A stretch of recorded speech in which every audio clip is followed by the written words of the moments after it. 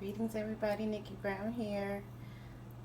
Came on to show you this great salad.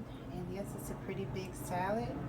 It has avocados, kale, tomatoes, okra, onions, um, sun-dried tomatoes, cucumbers, peppers, spring mix, really good salad, and a homemade dressing. And up next, we're going to make some broccoli slaw. So I will come back to show you that. I hope these things are helpful for those who feel like they can't eat healthy or there are no options. There are options, and you will be satisfied. You will be satiated.